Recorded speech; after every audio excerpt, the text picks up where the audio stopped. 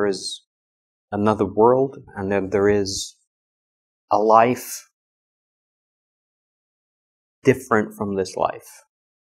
This life you can see, you can hear, you can touch, you can sense, and it has all these sensory manifestations. You can feel it, you can touch it. It's here.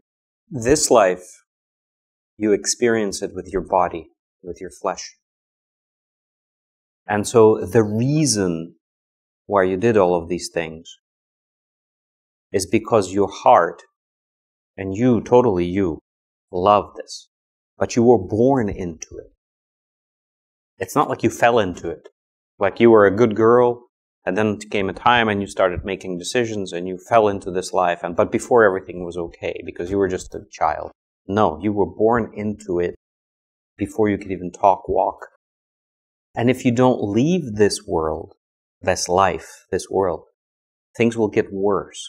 You will continue to experience sensory things with your flesh. But you will, at the end, after many years, you will reap. And the reward that you will get will be nothing. It will be an empty, sad end of life. And the only thing that you'll have at the end of your life will be memories that you will be telling others, oh, how good it was. And I did this and I did that. And you'll be an old person with just those memories and nothing else. And no prospect of what happens next.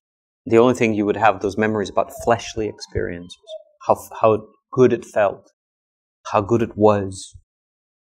Whether it was rich or poor, it doesn't matter, but you'd be remembering things in the past and you'd have absolutely no future. But this life, this world is alluring. It's attractive. Because you can touch it, you can sense it, you can smell it, you can feel it. The truth is, are you ready to give up all these things for the rest of your life in faith, in hopes for another life? Because God will test you. If you take that step and say, yeah, I'm ready, I don't want this anymore, I've had enough, then you're ready. If you still want to try, deep down, you don't have to answer that. This is where you need to test yourself.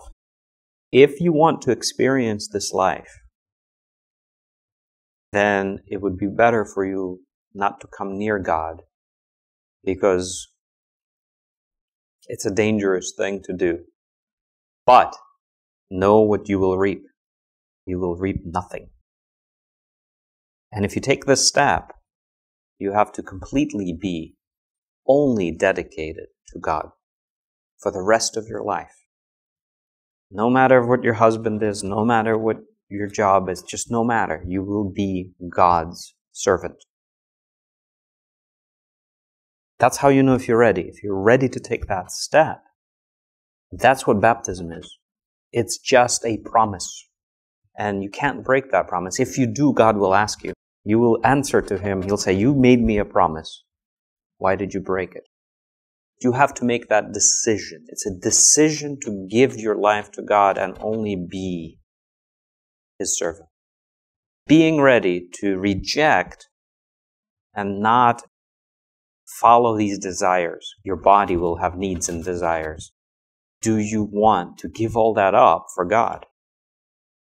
For the sake of eternal life.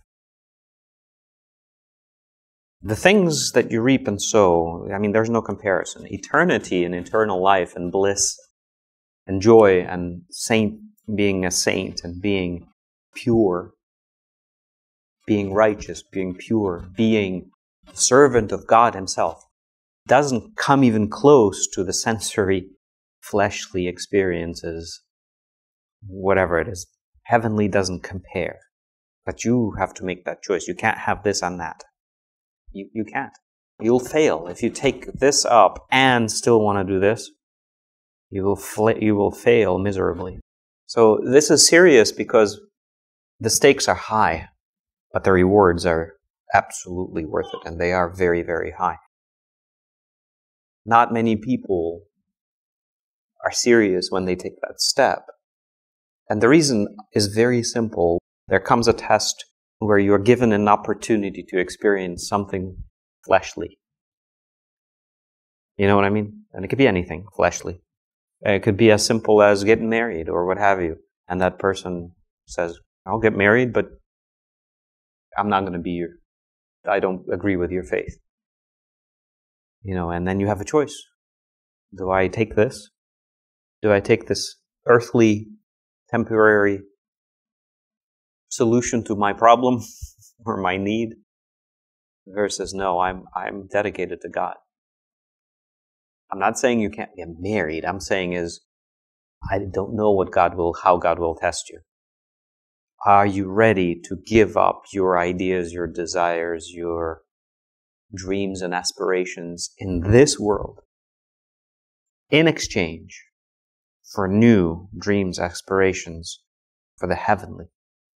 And do you even know what those heavenly things are? Do you even know what the promise is? Can you make that decision?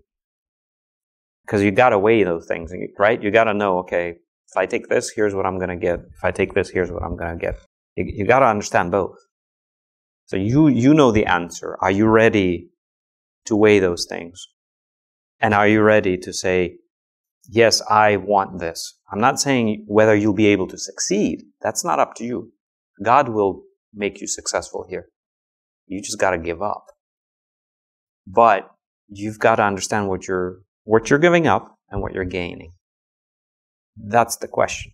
That's the truth. That's how I can help you. Know your options. You don't want to be in that situation where it's like, wait a minute, I gave a promise to something I had no idea what it was.